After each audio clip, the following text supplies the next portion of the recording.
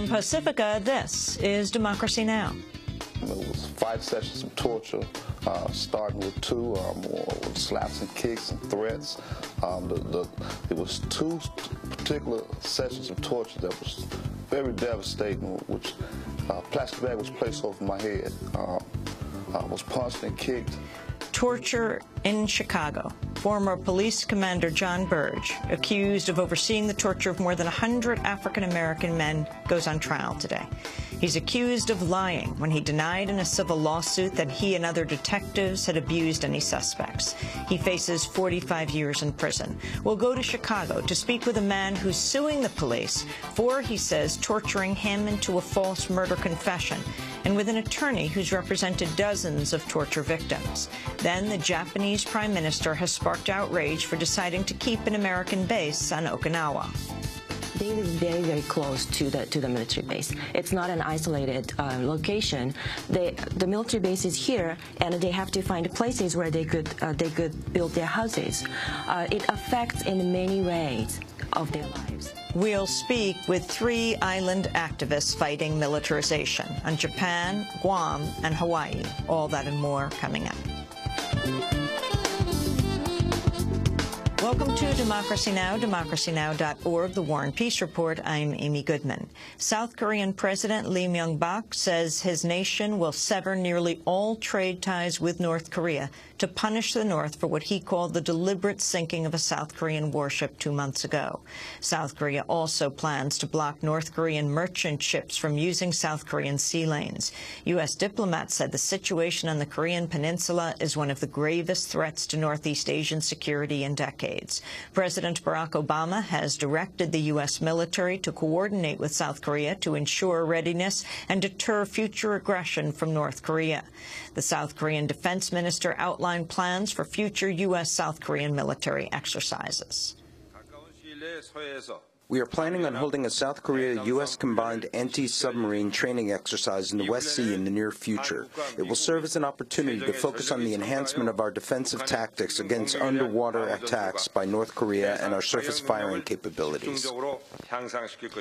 Federal prosecutors have decided not to bring charges against any executives from AIG for their roles leading up to the company's collapse in 2008. The Justice Department had been considering charging Joseph Cassano and other top AIG officers. Cassano was the chief executive of AIG's financial products unit, which made huge bets on risky mortgage securities.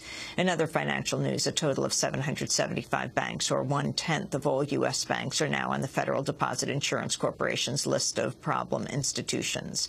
The number of banks in trouble has jumped by 500 since 2008. Regulators have closed 73 banks so far this year.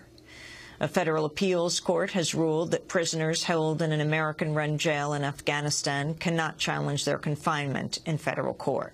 The ruling impacts hundreds of prisoners held at Bagram Air Base, including men who were captured in other countries and then transported to Afghanistan. Tina Foster, an attorney for the detainees, criticized the decision. She said, quote, "This is an extremely disturbing precedent that allows the U.S. government to kidnap someone from any part of the world and never have to justify it, ever." The British oil company BP has rejected demands from the Obama administration to use less toxic chemical dispersants to break up the massive spill in the Gulf of Mexico. Over the past month, BP has used about 715,000 gallons of the chemical Corexit made by the Illinois-based company Nalco.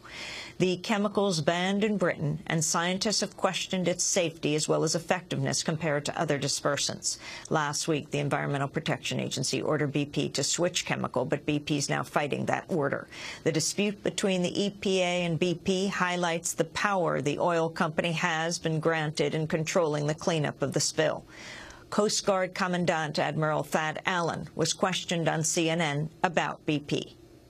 They say, why is BP in control now? They don't trust BP. So why is BP in control of this? I don't think it's an issue of control. This is what makes this an unprecedented, anomalous event is access to the discharge site.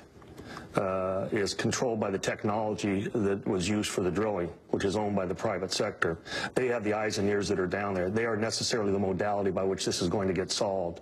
Our responsibility is to conduct proper oversight to make sure they do that. On Sunday, Interior Secretary Ken Salazar visited the Houston Command Center, where scientists for BP and the government have been working to plug the blown-out well. I am angry and I am frustrated that BP has been unable to stop this well from leaking and to stop the pollution from spreading. We are 33 days into this effort, and deadline after deadline has been missed. Meanwhile, President Obama has created a bipartisan commission to investigate the oil spill disaster. Heading the probe will be Democrat Bob Graham, former U.S. Senator and Florida governor, and Republican William Riley, a former Environmental Protection Agency administrator. If the laws on our books are inadequate to prevent such an oil spill, or if we didn't enforce those laws, I want to know it. I want to know what worked and what didn't work in our response to the disaster, and where oversight of the oil and gas industry broke down. We know, for example, that a cozy relationship between oil and gas companies and the agencies that regulate them has long been a source of concern. In related news, the New York Times reports in the days since President Obama announced a moratorium on permits for drilling new offshore oil wells, at least 7 new permits for various types of drilling and 5 environmental waivers have been granted. While the Obama administration's handling of the oil spill faces increasing scrutiny, Kentucky's Republican Senate nominee Rand Paul weighed in on the oil spill on Friday. During an appearance on ABC's Good Morning America, Rand Paul accused President Obama of being un-American for criticizing BP's actions in the Gulf. What I don't like from the president's administration is this sort of, I'll put my boot heel on the throat of BP. I think that sounds really un-American in his criticism of business. I've heard nothing from BP about not paying for the spill, and I think it's part of this sort of blame game society in the sense that it's always got to be someone's fault, and instead of the fact that maybe sometimes accidents happen. I mean, we had a mining accident that was very tragic, and I've met a lot of these miners and their families.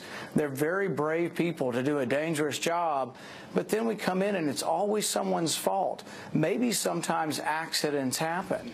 Dr. Paul's comment came just days after he criticized the Civil Rights Act of 1964 for banning segregation in private businesses. Shortly after the Good Morning America interview, Rand Paul canceled his scheduled appearance on NBC's Meet the Press. Politico reports Karl Rove, the former top advisor to George W. Bush, called Paul's campaign manager and said the candidate was hurting himself with all the media exposure. According to Meet the Press, only 2 other people have canceled appearances on the program, Louis Farrakhan and the Saudi prince Bandar bin Sultan. Meanwhile, in Kentucky, Republican leaders gathered Saturday for the first time since Tuesday's primary. Senate Minority Leader Mitch McConnell of Kentucky urged all Republicans to back Dr. Paul in the general election. The only way you make public policy in this country is to win general elections. Right. And that's why we're here today, to send a clear and unmistakable message.